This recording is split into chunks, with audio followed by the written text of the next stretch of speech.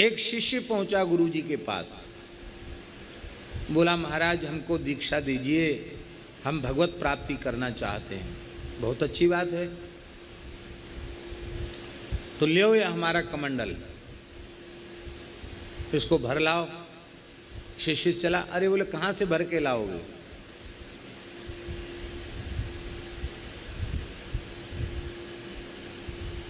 सामने तालाब है, भर लाएंगे और क्या। उन्हें नहीं नहीं नहीं, तालाब से नहीं भरना, कुआं से भी नहीं भरना, नदी से भी नहीं भरना, समुद्र से भी नहीं भरना, इसको भर के लाओ। लो साहब, नल उस जमाने में थे नहीं तो कह देते कि नल खोल के भी नहीं भरना। कुआं, बावड़ी, तालाब, समुद्र, नदी, जो जल के स्थान है उनसे नहीं भरना, इसको भर के लाओ। एक शिष्य तो कमंडल लेके गया, वो लौट के आया, बोले महाराज ऐसा काम बताया जो हो ही न सके, ले आपका कमंडल।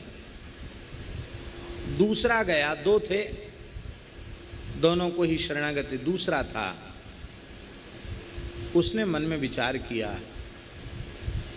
कि गुरुजी ने सब जगह का पानी तो गिनाया, पर जब ओस पड़ती है तो पत्तों पर जो बूंदें मोती की जैसी जम जाती हैं, उन बूंदों को तो गुरुजी ने ही गिनाया। नदी, तालाब, कुआं, बावड़ी, समुद्र सब गिना दे, वो तो नहीं गिनाया। वो राम नाम लेता जाए और पत्तों का जो ओस है ना, पत्तों की ओस को कमंडल में झारता जाए। झारते झारते कितना समय लगा होगा, कोई सामान्य बात है। इकट्ठा करते करते बड़ा कमंडल था और पूरा कमंडल भर के लाया। गुरुजी ने कहा बेटा कहाँ से लाए? बोले आपने जहाँ से मना किया था वहाँ से तो हम नहीं लाए। नदी, कुआं, तालाब, बावड़ी, समुद्र, तो कहाँ से लाए, कैसे लाए? बोले हम तो मोतियों से कमंडल को भर के लाए हैं। मोती तो इसमें दिखते नहीं। बोले भगवान ईश्वरीय व्यवस्था के अनुसार जो ओस के कण पत्तों पर जमते हैं वो मोती जैसे ही लगते हैं। हमने सोचा गुरुजी के कमंडल को जल से क्या भरना, मोतियों से भरना। समय तो गुरुजी लगा, विलंब हुआ, इसके लिए मैं क्षमा प्रार्थी हूँ, पर ये कमंडल है। बोले ठीक है, भद्र हो के आओ, अभी तुमको दीक्षा देते हैं। बोलो वृंदावन बिहारी।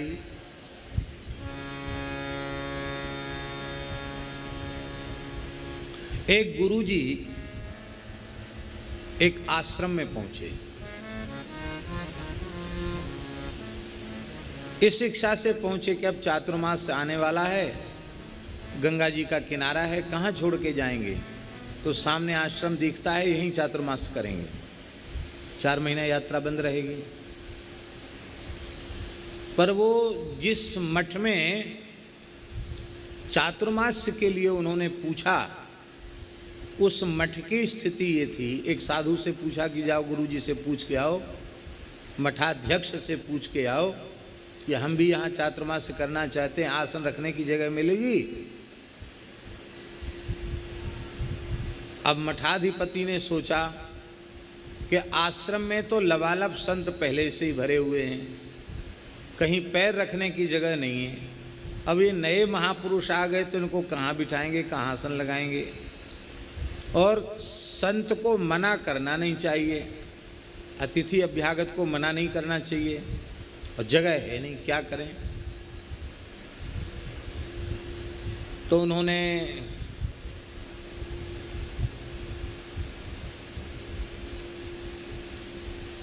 मठ के महंत जी ने एक कटोरा भरा दूध से और भरा हुआ कटोरा भेज दिया। वो लोग पेड़ के नीचे जो संत बैठे हैं उनको हमारी तरफ से ये अर्पित करना, महाराज इसे ग्रहण करो, बस इतना कहना। वो अपने आप जो कुछ हम कहना चाहते हो समझ जाएंगे।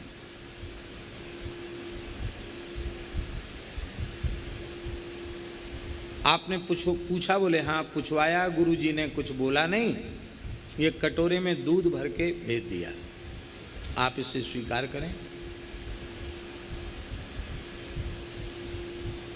वो समझ गए कि ये जो मठ के महंत हैं वो कोई सामान्य पुरुष नहीं है, विशिष्ट महापुरुष हैं। संत को मना कर नहीं सकते, पर सिद्धों की भाषा में उन्होंने कहा है कि जैसे इस चांदी के कटोरा में लबालब दूध भरा हुआ है, ऐसी चांदी के कटोरे के समान उज्ज्वल निष्कलंक मेरा पवित्र मठ है, और उस मठ में साधक साधु सन्यासी ऐसे भरे हैं जैसे कटोरे में लबालब दूध।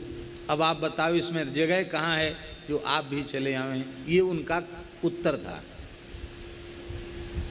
उन संत जी ने क्या किया, उन्होंने अपने गले में संत लोग पुराने बटुआ रखते थे, अब नहीं रखते हैं। पहले गले में क्या रखते थे? क्या रखते थे? बटुआ। और उस बटुआ में कोई खैनी, तमाकू, सुपारी, पान ये नहीं होता था, ना रुपया पैसा होता था। उस बटुआ में भगवान शालिग्राम होते थे, उनको यहाँ लगा के रखते थे।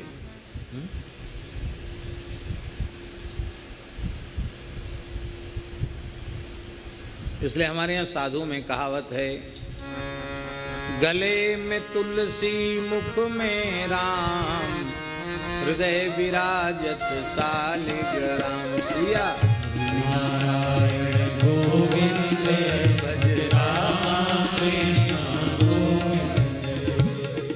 गले विराजत शालिग्राम, हृदय विराजत शालिग्राम।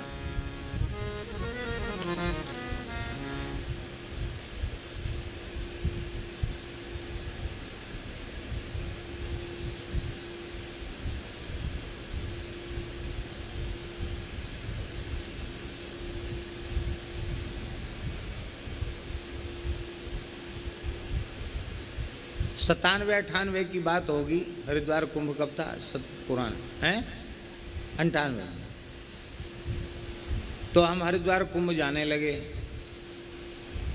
तो अपने ठाकुर जी और साधु संत तो पहले चले गए थे, हम रामनवमी करके निकले। तो कोई गाड़ी कार तो थी नहीं, रोडवेज बस में निकले। वृंदावन से हरिद्वार बस चलती थी रात्रि को 10 बजे। तो ठाकुर जी की शयन करा के 9 बजे हमने महाराज जी को दंडोत किया, महाराज जी आप विश्राम में चले जाएंगे और हम यहाँ से हरिद्वार जाएंगे।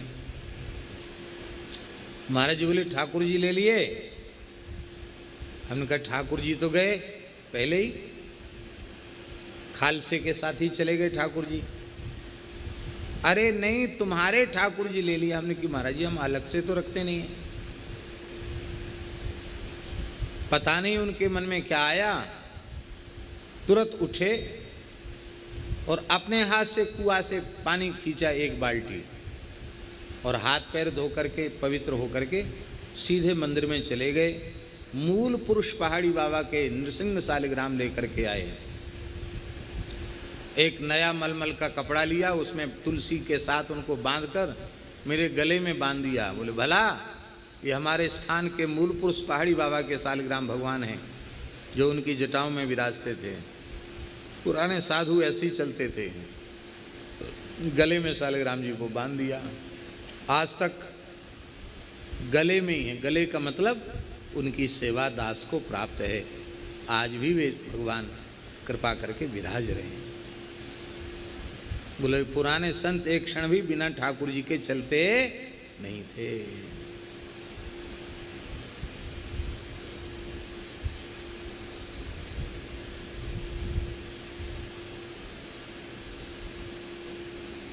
किस विषय में कह रहे थे हम बात, याद दिलाओ। हाँ, माने गुरुजनों की बात कह रहे थे।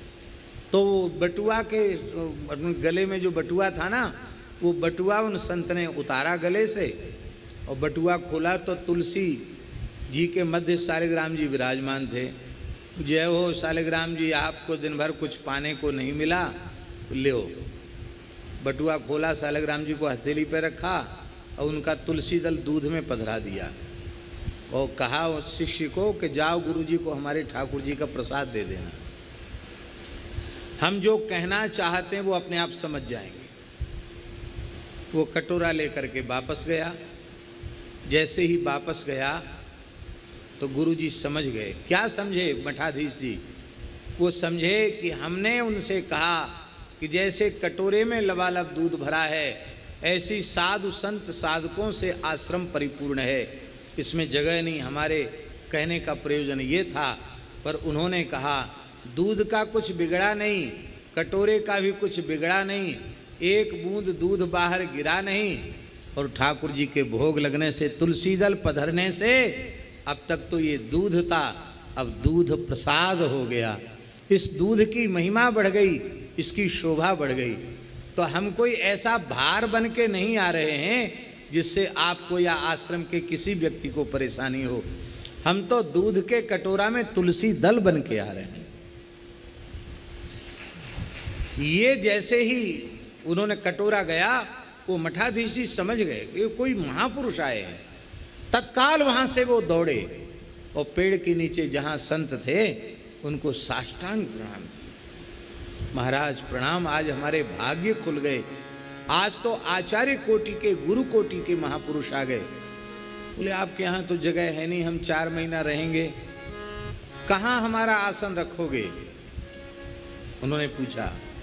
तो मठाधीश जी ने कहा गुरुजी, दास का जो आसन लगा है ना चौकी पर, वो अब दास का आसन नहीं, वो स्वामी का आसन है, आपका आसन है। तो आप कहाँ, आपका आसन उसी पर लगा देंगे चौकी पर, तो तुम कहाँ लगाओगे?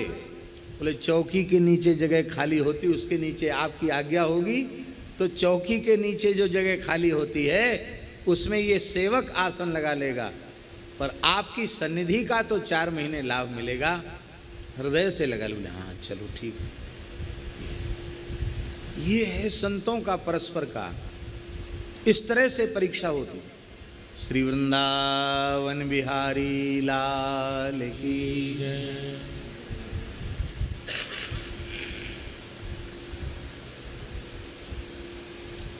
दो शिष्य गुरु जी के पास आए। बोले गुरु जी हमको दीक्षा दीजिए, साल भर तो आश्रम में गैया को गोबर उठाते, झाड़ू लगाते, बर्तन मांजते हो गया, फिर भी आप टाला मटोली कर रहे हैं, आप कृपा करके हमको दीक्षा दीजिए। गुरुजी बोले ठीक है देंगे, एक काम और है बच्चा हमारा, वो काम पूरा हो जाएगा तब देंगे। क्या काम? बोले बच्चा हम थोड़ा तीर्थ यात्रा करने जाना चाहते हैं, 4 धाम सप्तपुरी करके आएँ, 12 ज्योतिर्लिंग करके आवें, और फिर अपना गंगा जी का किनारा है, फिर जीवन पर्यंत क्षेत्र संन्यास लेकर बैठेंगे, आना नहीं जाना नहीं, एक जगह जम जाना।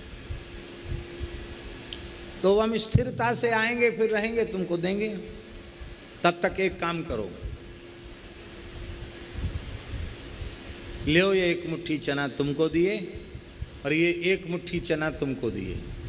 दोनों शिष्यों को 1-1 मुट्ठी चना दे दिए और कहा हम लौट के आवें तो हमारा मूल धन मैं ब्याज के वापस कर देना।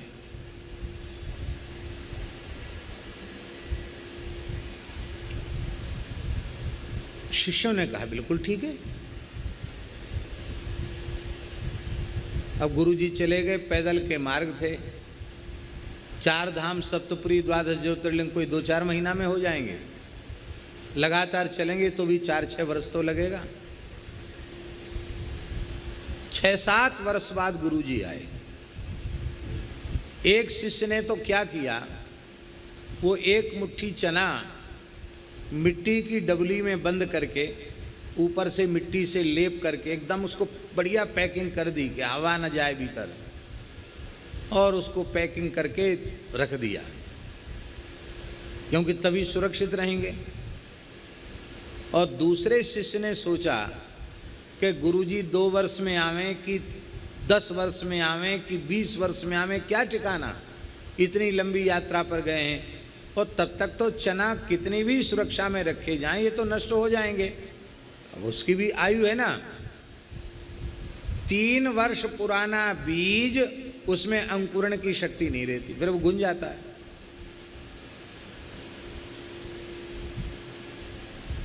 ज्यादा लंबे समय तक बीज को नहीं रखा जा सकता।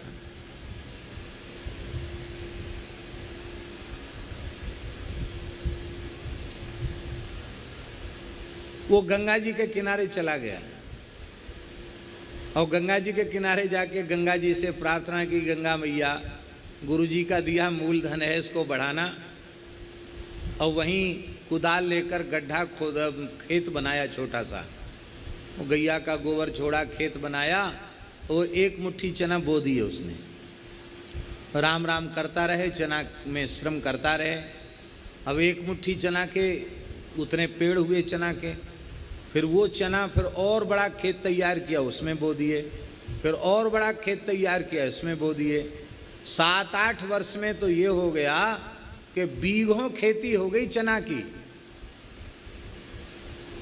आज का जमाना होता तो कोई कहता कि भैया तुम कब्जा क्यों कर रहे हो, उसमें साधु संत से कोई कुछ बोलता नहीं, आराम से। अब गुरु जी आए तो दोनों शिष्यों को बुलाया, बोले हमने जो मूलधन दिया था वो लाओ, बाद में तुमको दीक्षा देंगे। तो एक शिष्य ने तो मिट्टी का वो पात्र ला के रखा, बहुत बढ़िया पैकिंग थी, पर जब उसको खोला तो जितने चने थे सब भून गए थे, राख हो गई थी चनों की, एक चना नहीं निकला साबुत उसमें से। बोले तुमने तो सब खत्म कर दिया, जय सिया राम, तुम लाओ। बोले गुरुजी हम तो लाए नहीं, क्योंकि हमको थोड़ा समय चाहिए, घंटा 2 घंटा 3 घंटा का समय दीजिए। हाँ समय है, पूरे दिन का समय, लाओ। वो महाराज एक चना खर्च नहीं किया, उसको बोता चला गया, बढ़ाता चला गया। वो बैलगाड़ी भर चना हो गए, पूरी बैलगाड़ी लाद करके चना की आया। बोले महाराज 1 मुट्ठी चना सामने रखा, ये तो है आपका मूलधन और ये है आपका ब्याज, आप स्वीकार करो। गुरुजी ने उसे हृदय से लगा के कहा, बेटा तुम दीक्षा के उत्तम अधिकारी हो, तुमको मंत्र का उपदेश करेंगे, तुम्हारे हृदय रूपी खेत में बोएंगे तो तुम उसकी खेती करोगे, भजन को बढ़ाओगे, भजन को घटाओगे नहीं। और इसको देंगे तो जैसे इसने चना घुना दिया, ऐसी मंत्र वंत्र नहीं जपेगा, ये घुना डालेगा। इसलिए उससे कहा कि तुम कुछ दिन और राम राम करो, गोबर उठाओ, बर्तन मांजो, बाद में तुम्हारी दूसरी परीक्षा लेकर फिर तुम उपयुक्त समझे जाओगे तो तुम्हारे ऊपर कृपा की जाएगी, नहीं तो ऐसे ही राम राम करो। ये परंपराएं थी हमारे यहाँ।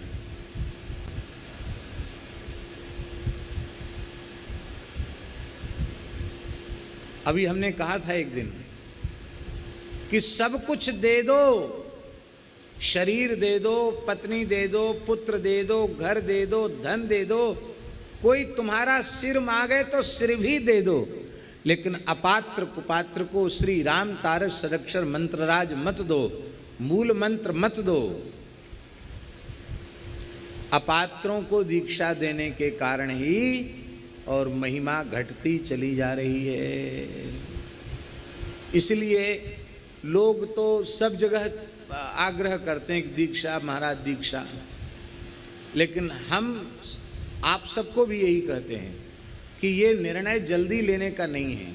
आपकी जिस किसी महापुरुष के प्रति अगाध श्रद्धा हो, पहले कुछ काल तक उनका संग कीजिए, सत्संग कीजिए।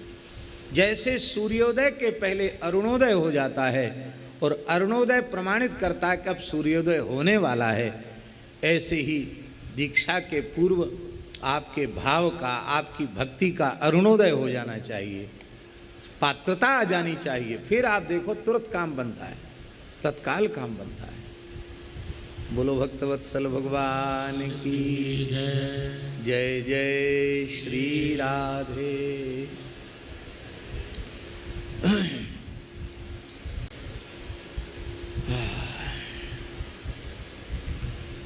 श्लोक लिख लो। राज्यं दद्यात् स्त्रियं दद्यात् पुत्रं दद्यात् धनादिकं मस्तकं तु सुखं दद्यान्न दद्यात् च षडक्षरम्। तुम्हारे पास राज्य हो, मांगता हो दे दो भले, स्त्री दे दो, पुत्र दे दो, धन दे दो, सुखपूर्वक मस्तक मांगे तो मस्तक भी दे दो, किंतु दद्यान नच दद्यात षडक्षरम, षडक्षर मत दो, श्री राम तारक मंत्र मत दो। बोलो भक्तवत्सल भगवान की जय, जय श्री राधे। गुरु नानक जी के जीवन का एक प्रसंग है।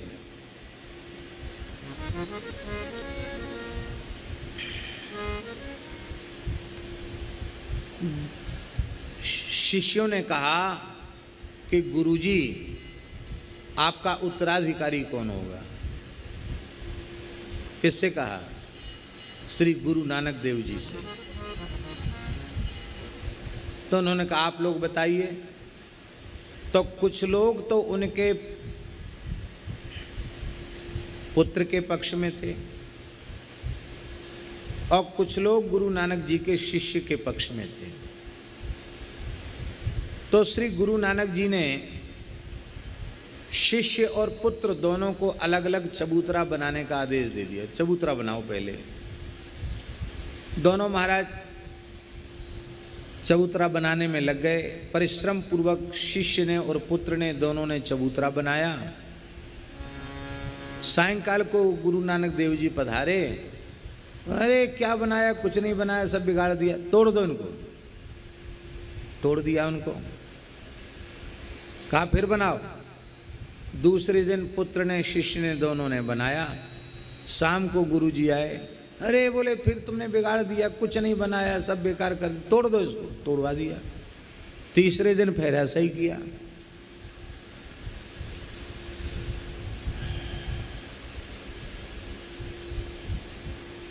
चौथे दिन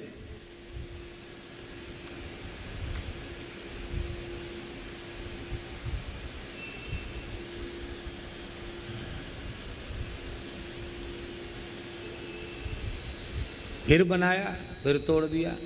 ऐसे होते होते 7 दिन बीत गए।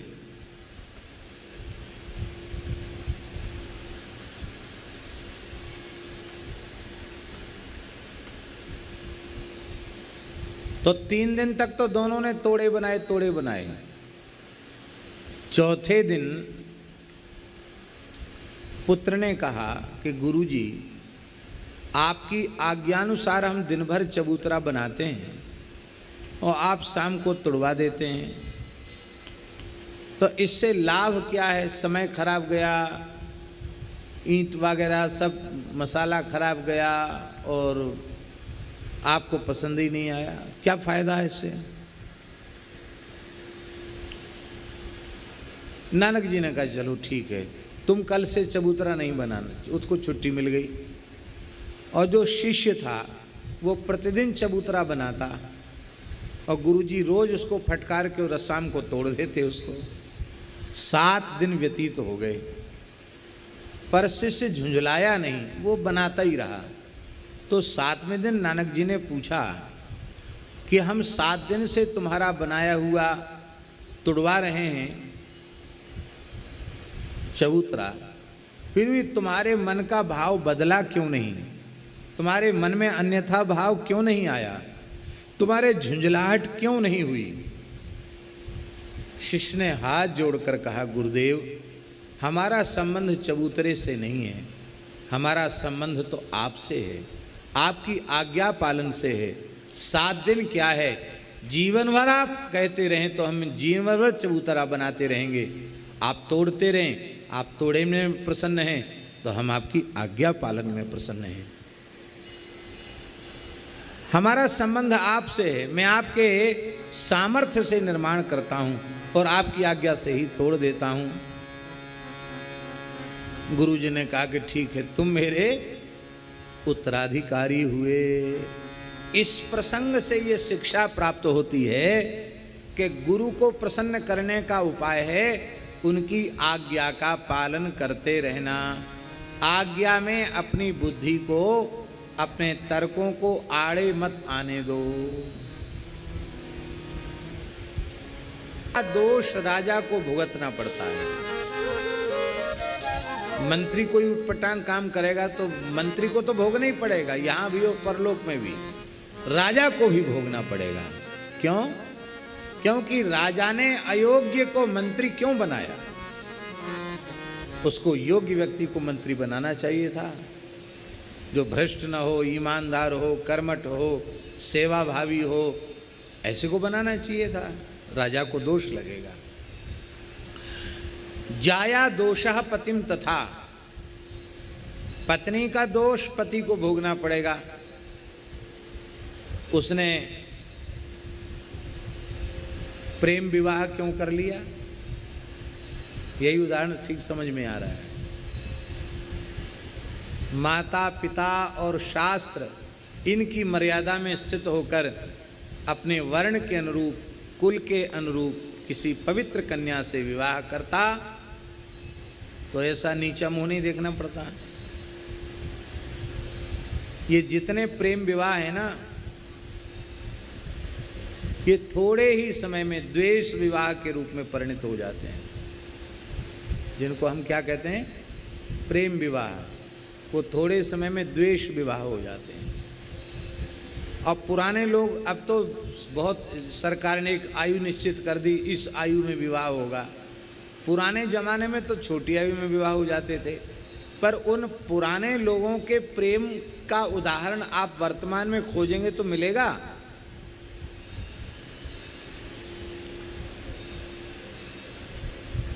हमारे पूर्वाश्रम की, हमारे शरीर की जो दादी थी, हम लोग बच्चे थे तो उनसे पूछते थे, तो कहती थी हमारा विवाह हुआ तो हम 9 वर्ष की थी। कितने साल की? 8 पूरे हो गए थे, 9 में लगी थी।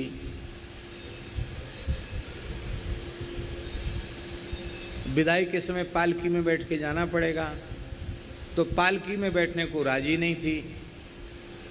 तो हमको लोभ दिया गया कि लड्डू खाने को मिलेंगे, गुलाब जामुन खाने को मिलेंगे, पूड़ी खाने को मिलेगी, मालपुआ खाने को मिलेंगे। मिठाई का लोभ देकर हमको चढ़ाया गया। और जैसी मैं चढ़ गई, 8-9 वर्ष की तो थी, तो मेरी माँ ने रोना शुरू किया और औरतों ने रोना शुरू किया। तो मैंने ये समझा कि ये रो क्यों रही है। हमें यही समझ नहीं थी कि विदा हो रही है मेरी, रो क्यों रही है। तो हमने सोचा कि इसलिए रो रही कहीं मैं पालकी से लुढ़क के नीचे न गिर जाऊं। तो उन्होंने कही माँ रोती क्यों है? मैंने जोर से पालकी पकड़ रखी, मैं गिरूंगी नहीं। इतना भोलापन था।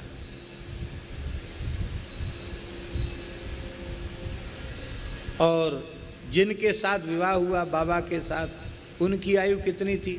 14 वर्ष की उनकी आयु थी।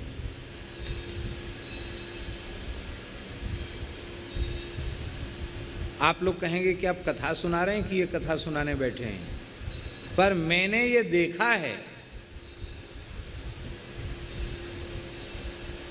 दोनों में परस्पर इतना प्रेम, हम क्या कहें।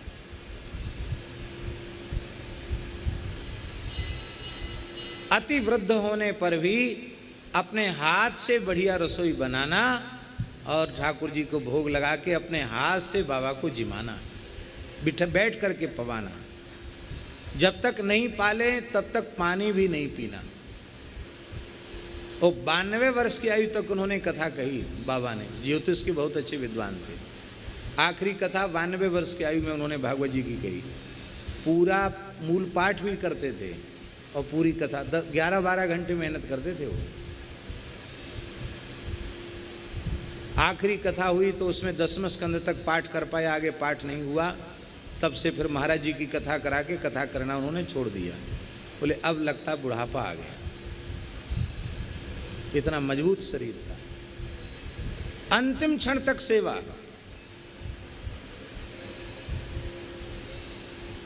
ये क्या है? आज ऐसे दाम्पत्य भाव का, ऐसे पवित्र प्रेम का उदाहरण आज प्राप्त होगा? आज ऐसे पवित्र प्रेम का उदाहरण प्राप्त नहीं हो सकता। तो विवाह के समय में तुमने मनमानापन किया, उसी का परिणाम भोगो। तो पत्नी का किया हुआ पति को भोगना पड़ेगा।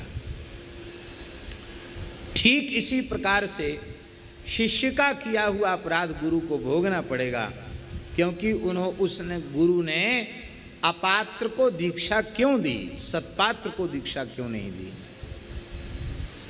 बोलो भक्तवत्सल भगवान की जय। इसलिए महाराज जी मुंडक उपनिषद में लिखा है, परीक्ष लोकान कर्मचितान ब्राह्मणो निर्वेद मायान नास्त्य कृतक कृतेन तद विज्ञानार्थम स गुरुमेवाभिगच्छेत समित पाणी श्रोत्रियम ब्रह्मनिष्ठम। कर्म से प्राप्त होने वाले फलों की विनाशिता जान करके, वास्तविकता समझ करके, कर्म से ब्रह्म नहीं प्राप्त हो सकता है, ऐसा समझकर ब्राह्मण वैराग्य को प्राप्त होवे और ब्रह्म की अपरोक्षानुभूति का संकल्प लेकर, हाथ में समिधा लेकर श्रोत्रिय ब्रह्मनिष्ठ गुरु के पास जाकर के प्रार्थना करे। तस्मात् गुरुम प्रपद्ये तो जिज्ञासु श्रेय उत्तमम शाब्दे परेच निष्णातम ब्रह्मण्य उपसमाश्रयम्। शब्द ब्रह्म पर ब्रह्म में निष्णात श्रोत्रिय ब्रह्मनिष्ठ गुरु की शरण में जाए।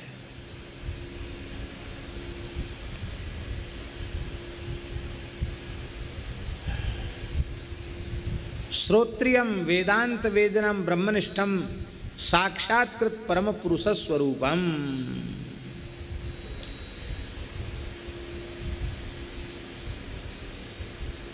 श्रोत्रियम श्रुत वेदांतम ब्रह्मनिष्ठम ब्रह्म साक्षात्कारवंतम। ऐसे शिष्य को दीक्षा दे, फिर ताप संस्कार करे। त्वत्तो विधम शृणु प्रिय कथयामि सर्वम बाणम धनुष्य वसुधा तुमयम प्रकुर्यात् कृत्वा यथोक्त विधिना सकलां प्रतिष्ठां संस्थापयेत् धनुमान सुपूजयेत। अग्नि की स्थापना करके और विधिवत कर्मकांड की जो विधि है उसको संपन्न करके, महारामायण में भगवान शिव ने कहा है कि अष्टधातु से निर्मित धनुष बाण बनाएं, उनकी शास्त्रीय विधि से प्राण प्रतिष्ठा करें, उन आयुधों को भगवान को अर्पित करें, फिर हनुमान जी की पूजा करें और फिर यथोक्त विधि से प्रतिष्ठा करके फिर प्रज्वलित अग्नि में सुगंध संपन्न हविष्य में और धनुर्वाण के मंत्रों को ओम शार्ंगाय नमः, ओम वाणाय नमः, इससे 108 आहुतियाँ दें और हृदय में विराजमान वात्सल्यमयी भगवती जगज्जननी श्री जानकी जी का स्मरण करते हुए, भगवान श्री राम का स्मरण करते हुए, अग्नौ विशुद्ध हविषा विविधै सुगंधै सोमम सुवेद विधिना सरसांग मंत्रैः और अष्टोत्तरम शतमथो जुहुयात सुभक्तो रामम स्मरेद हृदय सदा जनकात्म जाड्याम। महारामायण का श्लोक है। इसके पश्चात इसके पश्चात सुभक्तिमान, इसके पश्चात सुभक्तिमान जो शिष्य है, उस शिष्य का पुनीत कर्तव्य है। क्या कर्तव्य है?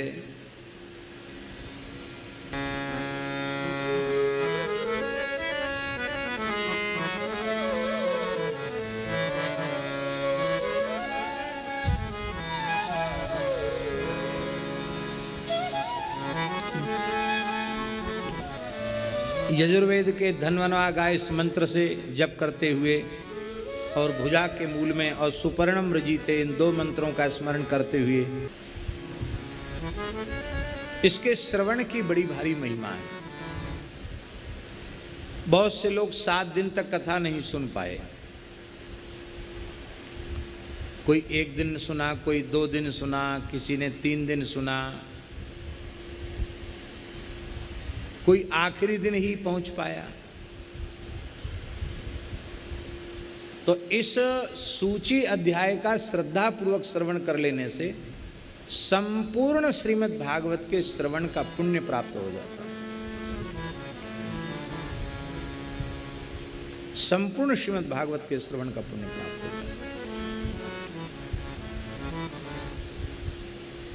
कथा की स्थिति ऐसी हो गई है वर्तमान समय में कि भागवत जी के महात्म्य के अनुसार सप्ताह कथा का जो नियम है, एक तो महात्म्य के अतिरिक्त है, महात्म्य का एक दिन अलग से होना चाहिए, और फिर 7 दिन की कथा। कथा का समय क्या है? 9 से 12 कि 3 से 6 कि 4 से 7, ये सब हम लोगों का गढ़ा हुआ समय है। भागवत जी की पोथी में जो समय लिखा है उसमें लिखा है सूर्योदय से सूर्यास्त तक कथा होनी चाहिए। पंचांग में देख लो कितने बजे सूर्योदय हुआ। बोले पर पंडित जी क्या करेंगे, बाल भोग राजभोग कब करेंगे? बोले वो सब कुछ नहीं, हाँ संक्षिप्त अपना नित्य नियम कर लें, ब्रह्म वेला में उठ करके और फिर उन्हें कथा कहनी। दिन में बिल्कुल विश्राम नहीं। बोले हाँ विश्राम है थोड़ी देर का। कितनी देर का? तो मध्याह्ने घटिका द्वयम, मध्याह्न में 2 घड़ी का विश्राम। 2 घड़ी का अर्थ होता है 48 मिनट का। 1 घटी माने 24 मिनट और 2 घटी माने 48 मिनट, माने 1 घंटा पूरा नहीं, 48 मिनट का बीच में विश्राम। तो उन 48 मिनट में तान दुपट्टा पंडाल में ही सो जाएं? बोले नहीं, वो 48 मिनट इसलिए हैं कि उस मध्य के काल में मृदंग ताल ललित संकीर्तन होना चाहिए। 48 मिनट संकीर्तन के लिए हैं। और इस बीच में किसी का शरीर वृद्ध है, अशक्त है, लवशंका आदि का वेग है, वो उठ करके चला जाए। व्यास जी को भी कोई वेग है तो वो भी जा सकते हैं, पर वो भी काल कीर्तन का काल है। इस तरह से कथा होनी चाहिए। ये है पुरानी पद्धति श्रीमद् भागवत सप्ताह की। अब स्थिति ये आ गई कि पहले तो सूर्योदय से सूर्यास्त की कथा 2 टाइम की कथा हुई। प्राय पहले 9 से 12, 3 से 6 यही समय चलता था। फिर अब और प्रगति हुई, हम लोगों के पास समय की कमी पड़ गई, तो अब 2 समय की कथा एक समय में हो गई। और एक समय की कथा में भी उत्सव, नाच गान, अतिथियों का सत्कार, उसी में कोई नेताजी कथनचित आ जाएं तो कथा बढ़ाना भी पड़ेगी, कथा घटानी भी पड़ेगी, और वो नेताजी का भाषण होगा। हिमाचल प्रदेश में एक जगह कथा हो रही थी, हम कथा कह रहे थे, शहर का नाम नहीं लेंगे, नाम लेने से ठीक नहीं ना। वहाँ कथा हो रही थी, पुलिस के लोग जूता पहने हुए इतना बड़ा कुत्ता लेकर के यहीं आ गए, व्यासपीठ के पास आ गए। हम तो इतने मस्त होके बोल रहे थे कि हमें होश ही नहीं था। वो ऐसे आँख मूंद के और बोल रहे थे, ऐसे ध्यानपूर्वक बोल रहे थे। और तब तक हमें लगा कि कोई खड़ा है। मैंने जो ये कुत्ता कैसे आ गया यहाँ बगल में? बिल्कुल यहाँ खड़ा कुत्ता। फिर ये क्या हुआ? वो जूता पहन के यहाँ खड़े हैं। तो उन्होंने कहा कि माननीय मुख्यमंत्री जी यहाँ आने वाले हैं थोड़ी ही देर में, तो ये सुरक्षा का जायजा लेने के लिए पुलिस अधिकारी आए हैं। ये कुत्ता जो है सूंघ के बताएगा, यहाँ बम तो नहीं रखा है। वहीं सूंघ रहा महाराज, जहाँ व्यासपीठ में कुत्ता सूंघ रहा है। वो तो अच्छा हुआ टांग उठा के उसने अपना काम नहीं किया।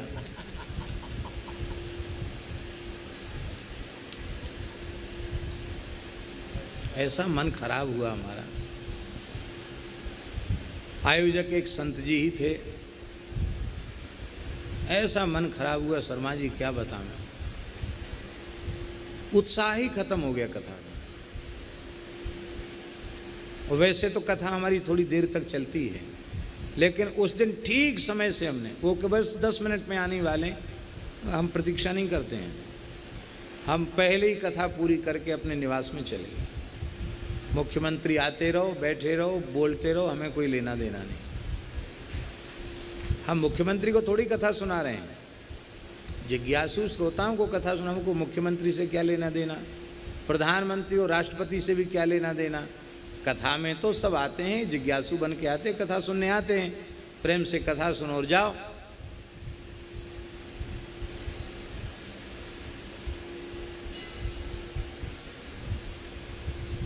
एक गांव में कथा हो रही थी, एक मंत्री जी आए, वहाँ के लोगों ने कहा, गांव के भोले भाले लोग, महाराज रोड बनवा दो और यहाँ हैंड पंप लगवा दो।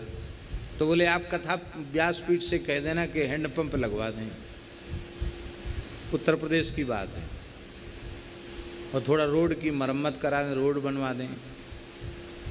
हमने कहा देखो ऐसा है, 2 पैसा चंदा के लेना हो तो हमसे ले जाओ, कथा के पहले ही हमारे पास जो होगा हम दे देंगे।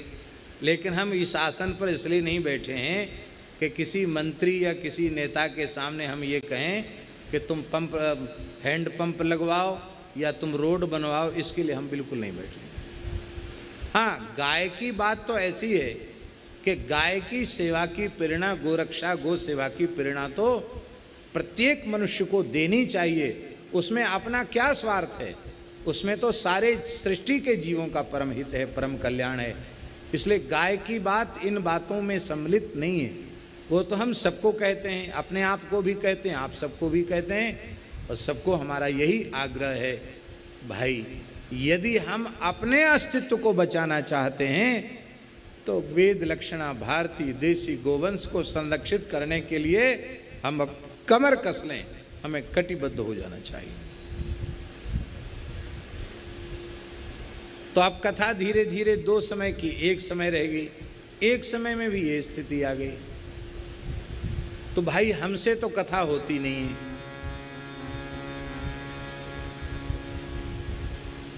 हम जिस पद्धति से कथा कहते हैं उस पद्धति से आपको कथा सुननी है तो चातुर्मास का समय चाहिए। बोलो वृंदावन बिहारी। उसमें भी ठाकुर जी जितनी करवा देंगे उतनी।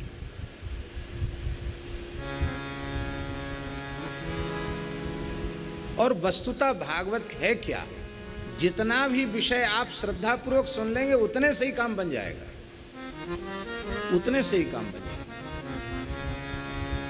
और सभी प्रसंग समय से भी पूरे किए जा सकते हैं। ऐसी भी कथा कही है 7 दिन में पूरी कथा, कोई नहीं कह सकता अमुक विषय छूट गया। गीता प्रेस के संपादक खेमका जी थे, प्रयाग में कथा हुई थी, खेमका जी ही यजमान थे। तो 8 घंटे 9 घंटे रोज कथा होती थी, 9 घंटे। तुम थे उस कथा में? नहीं थे, हैं? संगीत नहीं था उसमें, हाँ संगीत नहीं था कथा में। और 9 घंटे कथा रोज होती थी, एक दिन 10 घंटे कथा हुई। और सब आश्चर्यचकित हो गए कि अरे कथा में कोई अध्याय, कोई प्रसंग छूटा नहीं, आद्योपांत कथा। भगवान की कथा तो कथा है भैया। इसलिए अब सावधान होकर के सुने। परमहंस श्री रामकृष्ण देव जी ने कहा कि बहू घर में आती है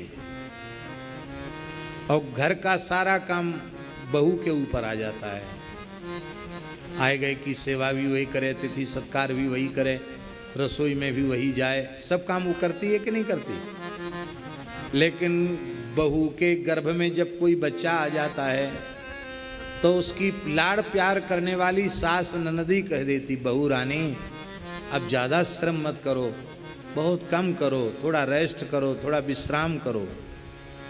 और ज्यों ज्यों प्रसव का काल निकट आता चला जाता है त्यों बहू का काम कम होता चला जाता है, और जब बालक का जन्म हो जाता है तब तो बिल्कुल छुट्टी मिल जाती काम से। फिर तो इस नवजात बच्चे की सार संभार में लगो। कहते ऐसे ही जब साधक भगवान से नया नया रिश्ता होता है, परमन जी का भाव है बाबा रामकृष्ण परमहंस देव जी का, तब तक वो सब काम संसार के भी करता है, ईश्वर का चिंतन भी करता है। लेकिन जब भगवान गर्भगत हो जाते हैं, उसके भीतर भगवान उतर आते हैं, तो धीरे धीरे संसार के लोग ही कह देते भैया अब तुम ज़्यादा काम मत करो, अब तुम माला फेरो, अब तुम भजन करो, अब तुम कथा सुनो, हैं? जब तक हम संसार के व्यवहार के लायक बने रहेंगे तो भले ही 100 साल के हो जाएं, तब तक दुनिया पीछा छोड़ने वाली नहीं है। हाथ कांपता हो चाहे पैर कांपता हो, हस्ताक्षर कराने की जरूरत पड़ेगी तो हस्ताक्षर कराएंगे, अंगूठा भी लगवाएंगे, सब काम करेंगे। मरते समय भी पहुंचेंगे, डॉक्टर साहब इंजेक्शन लगा दो, होश में आ जाएं, हमारे पक्ष में एक बयान दे जाएं कम से कम।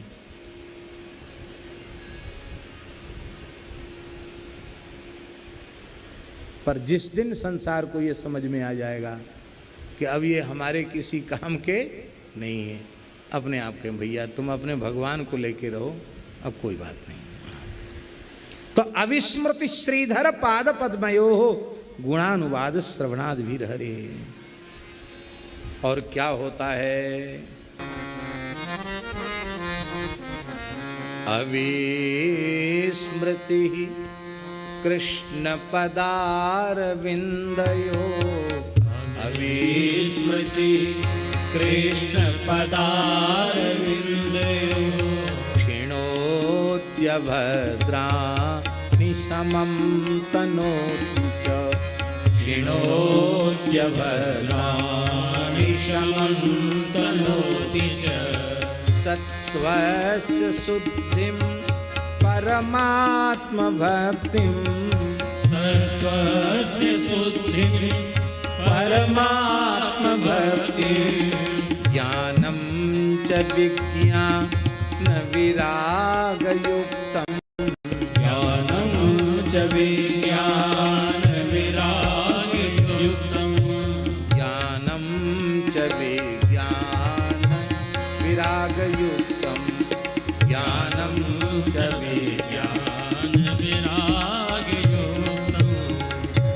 भगवान श्री कृष्ण के चरण कमलों की अविचल स्मृति संपूर्ण पाप ताप संताप अमंगल अशुभ को समाप्त कर देती है और शांति का परम विस्तार कर देती है। अंतःकरण की शुद्धि हो जाती है, भगवान की भक्ति प्राप्त हो जाती है, शरीर संसार से पूर्ण वैराग्य हो जाता है और भगवान के स्वरूप का ज्ञान और भगवान के स्वरूप की अनुभूति हो जाती है। ये सब काम भगवान की कथा से होते हैं। इसलिए कथा को खाना पूर्ति मत समझो कि 7 दिन 6 दिन काट दिए, नहीं। कथा को अपना प्राण बना लो, कथा को अपना जीवन बना लो। कथा कहे बिना सुने बिना हमसे रहा न जाए, ऐसा जीवन बन जाए।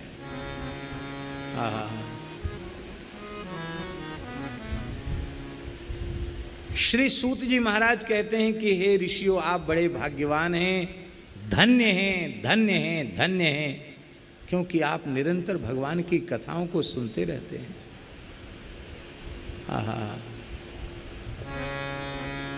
आप कितने परोपकारी हैं। इन कथाओं के माध्यम से आप सबके हृदय में भगवान की प्रतिष्ठा करते हैं और स्वयं भगवान का भजन निरंतर करते रहते हैं। आपने हमारे ऊपर बड़ी कृपा की। सूत जी कह रहे हैं सोनकादि ऋषियों से, आपने हमारे ऊपर बड़ी कृपा की जो हमको भगवत गुणगान का अवसर दिया। समझ में आई बात नहीं आई?